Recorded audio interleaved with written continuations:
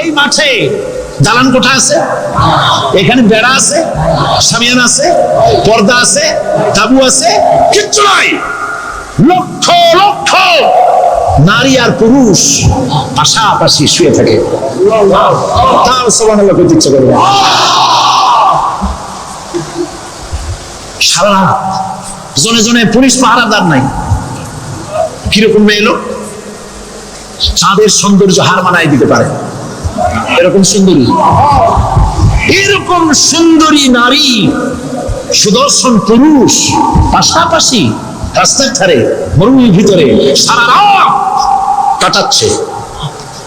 ইয়মে আরাফার পরের রাতটা, একটা রাত পুরো এভাবে চলতেছে বছরের পর বছর, শতাব্দীর পর শতাব্দী, সহস্রাব্দীর পরে সহস্রাব্দী। আমি প্রশ্ন করি, পৃথিবীর ইতিহাসে কেউ কি এমন কথা বলতে পেরেছে, লিখতে পেরেছে যে মুজদালিফার রাতে সেখান থেকে 10টা নারী হাইজ্যাক হয়েছে, 5টা নারী লাঞ্ছিত হয়েছে, বলতে পারবে? গভীর রাত্রে পুরুষ সঙ্গী ছাড়া সুন্দরী রমণী, যুবতী রমণী একাকিনী নিজের ঘর ছেড়ে আল্লাহর ঘরে তওয়াফ করতে আসে। তওয়াফ সেরে তাহাজ্জুদের নামাজ পড়ে আল্লাহর কাছে মুনাজাত করে একা একা হাজার হাজার লাখো পুরুষের ভিতর থেকে আপন ঘরে ফিরে যায়। কারো বাবার হিম্মত নাই একবার তাকায় সে তো রূপ উপভোগ করার জন্য আবার তাকায়, অথবা তার আঁচল ধরে টান মারে। আছে ইতিহাস, কথা বল না কেন? সুন্দরী একটা মাইয়া মক্কা থেকে মদিনা থেকে পাওয়া যায় না, 15 দিন হয়ে গেছে। হয়েছে কখনো? এবার জবাব দেন, কেন হয় না? কেন হয় না? আমার দেশের মেয়েরা রাস্তা দিয়ে হাঁটতে পারে না। হাই স্কুল মেয়েদের, হাই স্কুল মেয়েদের কলেজ যখন ছুটি হয়, তথাকথিত সোনার ছেলেরা গেটের সামনে এতিমের মতো কারায় পড়ে। অনবরত হাইজ্যাক হচ্ছে, ধর্ষণের সেঞ্চুরি হচ্ছে। আর ওখানে হয় না কেন? ওখানে হয় না এই কারণে, এই কোরআনের আইন আল্লাহ রাব্বুল আলামিন যে আইন দিয়েছেন, ওখানে আইন বলবৎ আছে, আছে নাকি? আছে কিনা? কোন পুরুষ কোন নারীকে ধর্ষণ করেছে যদি প্রমাণিত হয়, সে যদি ফাহাদের ছেলে হয় আর ফাহাদের মেয়ে হয়, কোরআনের শাস্তি হলো পাথর মেরে উড়াইয়া দাও। তাকে জানিয়ে দেওয়া হবে রেডিও টিভির মাধ্যমে, জিনাকারের সাথে ব্যভিচারীর শাস্তি হবে। চতুর্দিকে হাজারো লোকেরা দাঁড়াবে, হাতে পাথর নিয়ে পাথর মেরে তাকে তার গোশত হাড্ডি বাতাসের সাথে উড়ায় দেবে। একজন মানুষ আর একজন মানুষকে খুন করলো, এই আসামি ধরা পড়ে গেল, কোরআনের শাস্তি হলো যখন ধরা পড়বে প্রমাণিত হবে যেমন ভাবে হত্যা করেছে পরেও হত্যা করো। এই দৃশ্য, এই আইন যদি বাংলাদেশে যদি এই আইন চালু হয়ে যেত, খুনের আসামি ধরা পড়েছে, জেনার আসামি প্রকাশ্য ময়দানে এলো, সাক্ষী প্রমাণে কোর্টে প্রমাণিত হলো সত্যি সে খুনি। এই বিশাল আউটার স্টেডিয়ামের মাঝখানে খুনিকে দাঁড় করাও, চতুর্দিকে হাজারো লাখো মানুষ থাকুক, রেডিও টিভির ক্যামেরা কার্যকর হবে, পত্র পত্রিকার সাংবাদিকরা আসবে, তরবারির আঘাতে খুনির কল্লাটা উড়ায় দাও, দেহটা নিঃসার হয়ে জমিনে পড়ে যাবে। এই দৃশ্য যারা দেখবে সচক্ষে, রেডিওতে, পত্র পত্রিকায়, আর 1 বছরের ভেতরে খুন করার হিম্মত কারো কলিজায় উঠবে? জিনাকারের পাথর মেরে দেওয়া, পাথর মেরে উড়িয়ে দেওয়ার শাস্তি যদি চোখে কেউ দেখে, জিনা করা পুলো কার জাগবে? এটা নাম আল্লাহর আইন। এই আইন কার? এই আইন কার? এই আইন যতদিন পর্যন্ত বাংলার মানুষের, মুসলমানদের উপরে কার্যকরী না হচ্ছে, এই দেশে কার্যকরী না হবে, ততদিন পর্যন্ত হত্যা, ধর্ষণ, খুন বন্ধ হবে না। বন্ধ হবে? সুতরাং এই আইন হচ্ছে কার? আরো জোরে বলেন, আল্লাহ রাব্বুল আলামিন। মহান আল্লাহ রাব্বুল আলামিনের এই আইন অনুযায়ী যদি দেশ চলে, মানুষ শান্তি পাবে, চুরি বন্ধ হবে, ডাকাতি বন্ধ হবে, জিনা বন্ধ হবে, হত্যা ধর্ষণ বন্ধ হয়ে যাবে। নবীজি এমন একটি আইন চালু করে দিয়ে, কোরআনের বিধান চালু করে দিয়ে এমন একটা সমাজ চালু করেছিলেন, যে সমাজ সম্পর্কে হুজুর নিজে বলেছেন, খায়রুল কুরুনে কারনি, সর্বশ্রেষ্ঠ যুগ হলো কার যুগ? আমার যুগ। সুবহানাল্লাহ বলেন। রাসূলের যুগ হলো সর্বশ্রেষ্ঠ যুগ। সেই কোরআন, সেই হাদিস আজও আছে না নাই? বলেন জোরে, আজও আছে না নাই? সেই কোরআন এবং সুন্নাহ দিয়ে দেশ শাসন হোক, এটা কি আমরা চাই? কারা কারা চাই? দু হাত উঁচু করে রাখুন।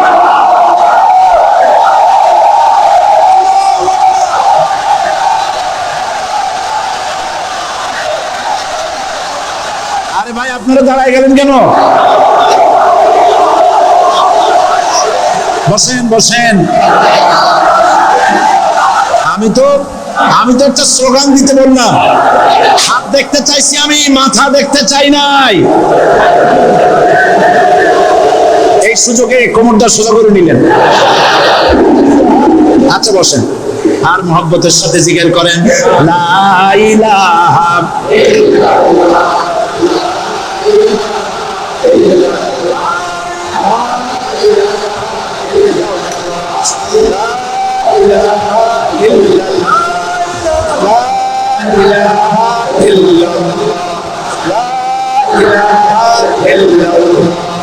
জোরে সরে সবাই জিকির করেন, লা ইলাহা ইল্লাল্লাহ, লা ইলাহা ইল্লাল্লাহ, লা ইলাহা লা ইলাহা ইল্লাল্লাহ মুহাম্মাদুর রাসূলুল্লাহ। বসুন, আমরা মুনাজাত করব। আল্লাহ রাব্বুল আলামিন আয়াতুল কুরসির ভিতরে আল্লাহর সার্বভৌমত্বের কথা বলেছেন, আল্লাহু লা ইলাহা ইল্লা হুয়াল হাইয়ুল কাইয়্যুম। বলেন আমার সাথে সবাই, আল্লাহু লা ইলাহা ইল্লা হুয়াল হাইয়ুল কাইয়্যুম। আল্লাহ হচ্ছেন যিনি ছাড়া কোনো ইলাহ নাই, তিনি শাশ্বত চিরঞ্জীব। সুবহানাল্লাহ।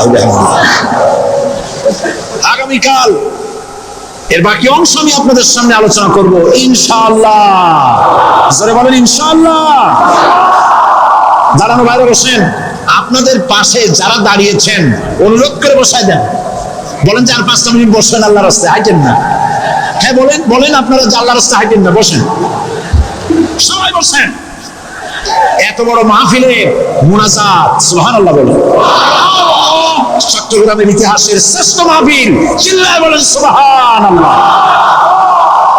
গোটা বিশ্বে কোরআনের শ্রেষ্ঠ মাহফিল, বলেন সুবহানাল্লাহ। যারা বলেন আলহামদুলিল্লাহ। আগামীকাল এই মাহফিলের আখেরি মুনাজাত হবে ইনশাআল্লাহ। বলেন ইনশাআল্লাহ।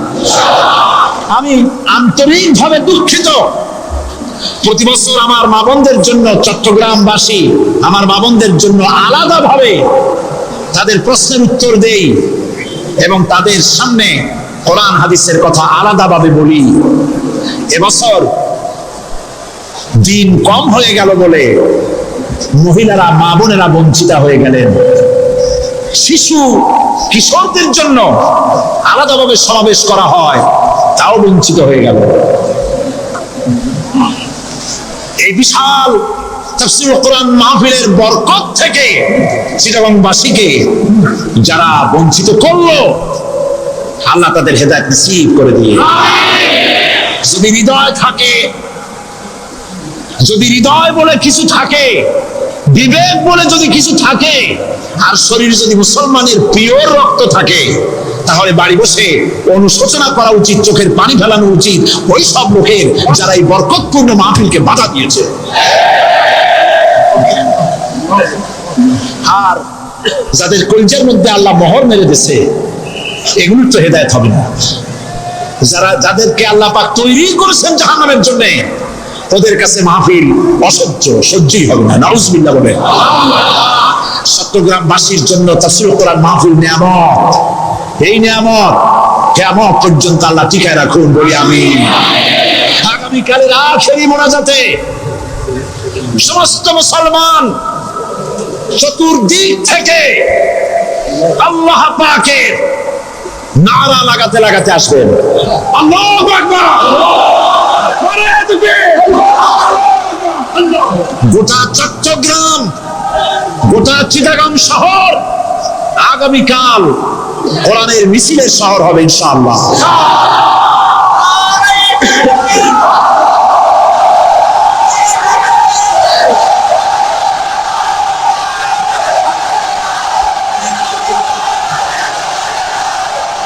সকল ধন এবং সম্পদের মূল মালিক হচ্ছেন আল্লাহ পাক। সমস্ত ধন সম্পদের মালিক কে? আল্লাহ সুবহানাহু ওয়া তাআলা। কোরআনে কারীম বলছে লিল্লাহি মা ফিস সামাওয়াতি ওয়া মা ফিল আরদ। আকাশ এবং জমিনের ভিতরে যা কিছু আছে সব কিছুর মালিকানা কার? জোরে বলেন কার? আল্লাহ রাব্বুল আলামিন হচ্ছেন এর একচ্ছত্র মালিক। সুতরাং বান্দাদের কাছে কিছুদিনের জন্য এগুলিকে আমানত রাখা হয়েছে। আমাদের ঘর আছে, বাড়ি আছে, ব্যবসা আছে, বাণিজ্য আছে, জায়গা আছে, জমিন আছে, গরু আছে, বাছুর আছে, এই সবগুলি কিছুদিনের জন্য আমাদের কাছে কি রাখা হয়েছে? আমানত। আমানতের মাল আপনি আপনার ইচ্ছা মতো খরচ করতে পারবেন না। আমানতের মাল কি ইচ্ছা মতো খরচ করা যায়? যায় না। আমানতের মালকে খরচ করতে হলে মূল মালিকের ইচ্ছা অনুযায়ী খরচ করতে হবে। মূল মালিককে আল্লাহ রাব্বুল আলামিন বলছেন ইন্নাল্লাহা আশতারা মিনাল মুমিনিনা আনফুসাহুম ওয়া আমওয়ালাহুম বিআন্না লাহুমুল জান্নাহ। আমি আমার মুমিনের জান এবং মালকে খরিদ করে নিয়েছি, বিনিময় জান্নাত দিয়ে দিয়েছি। তোমার কাছে যে জান আছে, মাল আছে, এটা তোমার নয়, এটা আমার আমানত তোমার কাছে। সুতরাং এই আমানত খরচ করতে হবে মূল মালিকের ইচ্ছা অনুযায়ী। সমাজের এক শ্রেণীর লোক প্রচুর বিত্তের মালিক হবে, সমাজের এক শ্রেণীর লোক প্রচুর বিত্ত এবং সম্পদের মালিক হয়ে ভোগ বিলাসের আনন্দের স্রোতে ভেসে যেতে থাকবে, নিজেকে ভাসিয়ে দেবে। আর এক শ্রেণীর লোক অনাহারে অর্ধাহারে কষ্ট করবে। এ বিধান ইসলামের নয়। কেউ থাকবে 10 তলায় আর কেউ থাকবে 10 তলায়, কেউ খাবে পোলাও, কোরমা, বিরিয়ানি, আর কারো কিসমতে মরিচ পোলাও হবে না। এ বিধান আল্লাহর নয়। ইসলামের বিধান হচ্ছে এই যে আল্লাহ যে সব সম্পদ মানুষকে দান করেছেন, এই সম্পদের ভিতরে বিত্তহীনদের অধিকার রাখা হয়েছে। বিত্তহীন যারা গরিব, যাদের কিছু নাই, তারা আপনার করুণার পাত্র নয়। কি বলেন? তারা কি ধনীদের করুণার পাত্র? কোরআনে কারীমে আল্লাহ বলেন ওয়াল্লাযীনা ফী আমওয়ালিহিম হাক্কুন লিস-সাইলি ওয়াল মাহরুম। ধনীদের সম্পদের ভেতরে গরিবদের, বিত্তহীনদের অধিকার রয়েছে। সে অধিকার আদায় করে দাও। দান করা এমনি দিয়ে দাও এক জিনিস। গরিবদেরকে, বিত্তহীনদেরকে ইসলাম করুণার পাত্র বানায় নাই, বলেছে অধিকার। অধিকারটা বড় মজবুত কথা, এই কথার লোড আছে, ওয়েট আছে। আপনার আমার সম্পদের, অর্থাৎ যাদের বিত্ত আছে, বিত্ত সম্পদওয়ালা সম্পদশালী লোকেদের সম্পদের ভেতরে গরিবদের অধিকার রয়ে গেছে। সে অধিকার আদায় করতে হবে। ইসলাম সকল মানুষের দারিদ্র দূর করে বেঁচে থাকার মৌলিক অধিকার প্রতিষ্ঠিত করেছে।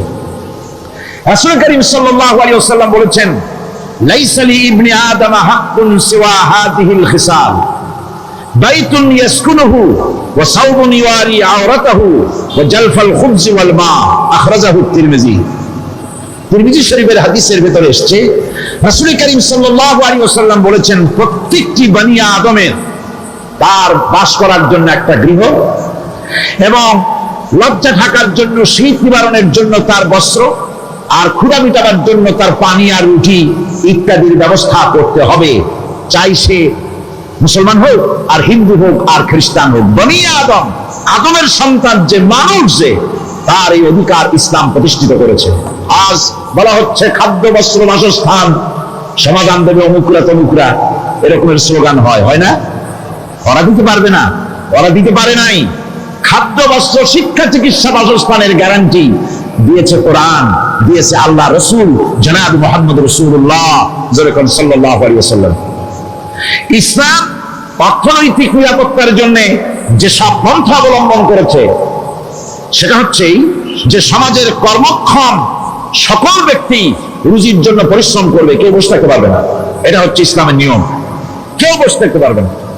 কোরআনে কারীম বলছে فَإِذَا قُضِيَتِ الصَّلَاةُ فَانتَشِرُوا فِي الْأَرْضِ وَابْتَغُوا مِنْ فَضْلِ اللَّهِ فَإِذَا قُضِيَتِ الصَّلَاةُ যখন তোমার নামাজ সম্পূর্ণ হয়ে গেল, ফান্তাশিরু ফিল আরদ ছড়িয়ে পড়ো আমার জমিনের উপরে, ওয়াবতাগু মিন ফাদলিল্লাহ আর আমার অনুগ্রহ অনুসন্ধান করো। রুজি কামানো কোনো খারাপ জিনিস না।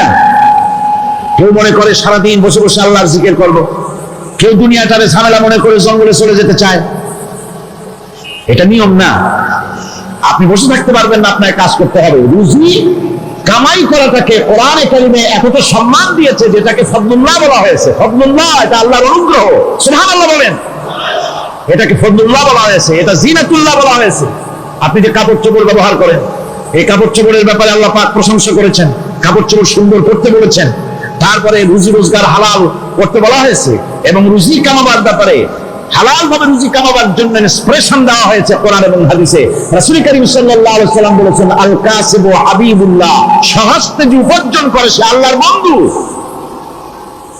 যে ব্যক্তি ঠেলা গাড়ি চালায়, কুলি মজুর রিকশা চালায়, নিন্দা নাই, তাকে নিন্দা করা যাবে না।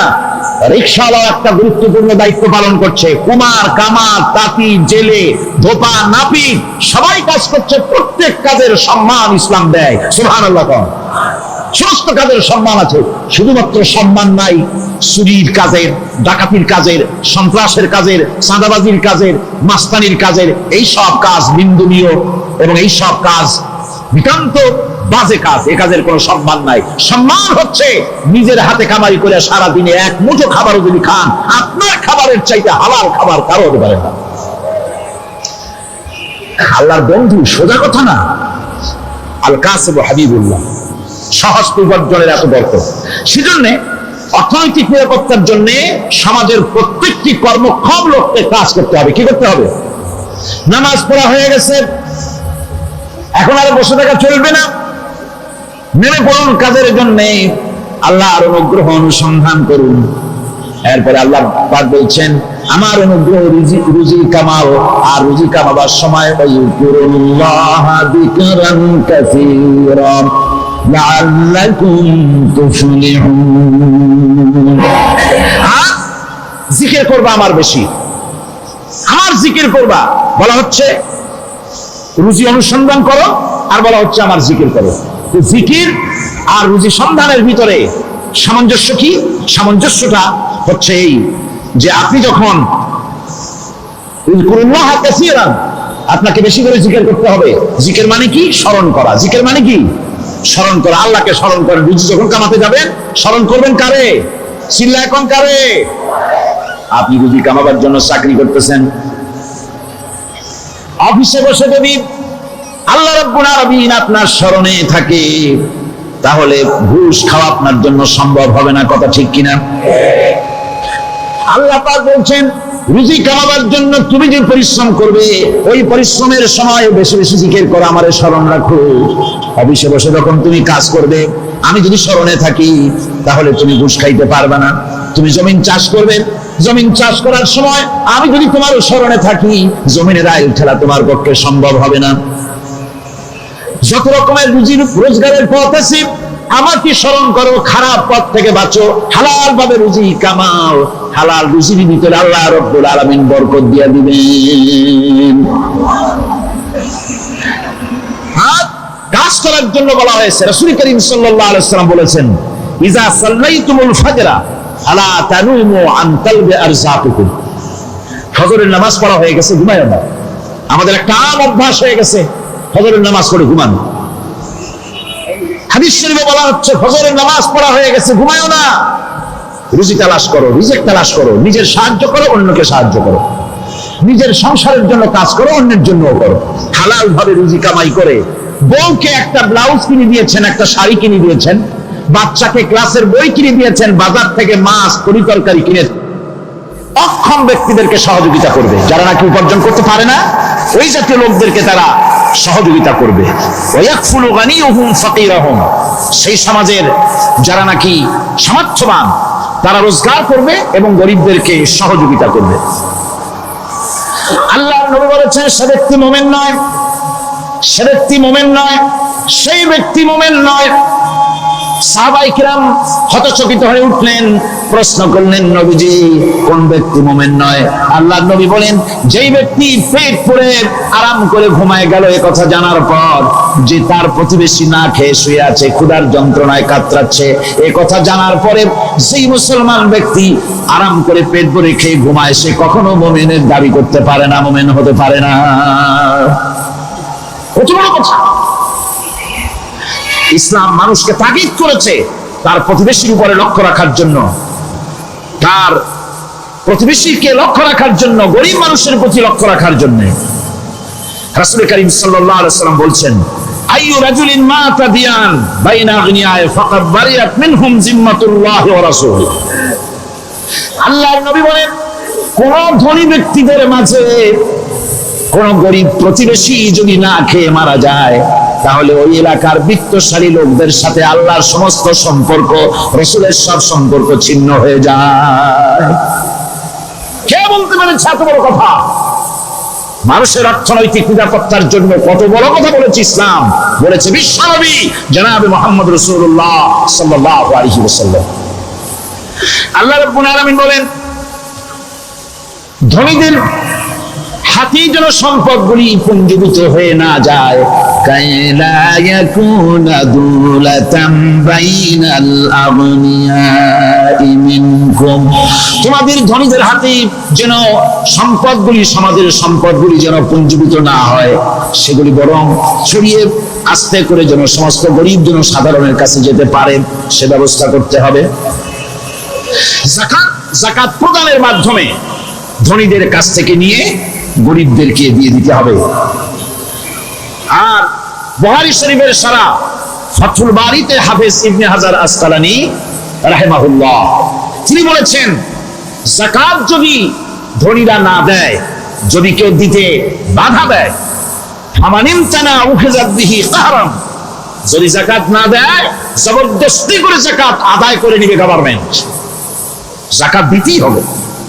মুনকিরিনে যাকাত, যারা যাকাত দিতে অস্বীকার করেছিল, হযরতে সিদ্দিক আকবর, হযরতে আবু বকর সিদ্দিক রাদিয়াল্লাহু তাআলা আনহু, তিনি তাদের সম্পর্কে বলেছিলেন ওয়াল্লাহি লাউ কাতিলান্না মান ফাররাকা বাইনাস সালাতি ওয়াজ যাকাত, অবশ্যই আমি ওই সম্প্রদায়ের লোকের বিরুদ্ধে যুদ্ধ ঘোষণা করব যারা নামাজ আর যাকাতের মধ্যে পার্থক্য সূচিত করবে, যারা নামাজ তো পড়বে কিন্তু যাকাত দিবে না সরকারের কাছে, যাকাত আদায় করবে না, তাদের বিরুদ্ধে যুদ্ধ ঘোষণা করব। ইসলামী সরকার যদি প্রতিষ্ঠিত হয় তাহলে এই যাকাত আদায় করা হবে। যাকাত কেউ নিয়ে বসে থাকতে পারবে না, যাকাত আদায় করা হবে। আমাদের দেশে নিয়ম মাফিক যদি যাকাত আদায় করা হতো, এই দেশ যদি ইসলামী গভর্নমেন্ট হতো, আল্লাহ যেন দয়া করে দেন, কন্যা আমিন। আল্লাহ পাক যদি দয়া করে দেশটাকে ইসলামী রাষ্ট্র বানায় দেন তাহলে যাকাত তো আদায় করে নেওয়া হবে, যাকাত দিতে আপনি বাধ্য, গরিব মানুষ থাকবে না। এখনো বাংলাদেশের নিয়ম মাফিক যদি যাকাত আদায় করা হয়, নিয়ম মাফিক মানে সোনার যাকাত, রূপার যাকাত, নগদ ক্যাশের যাকাত, ফসলের ওষুধ সঠিকভাবে যদি আদায় করা হয় তো একেবারে কম করে হলেও 1000 কোটি টাকা যাকাতের টাকা কালেকশন হতে পারে।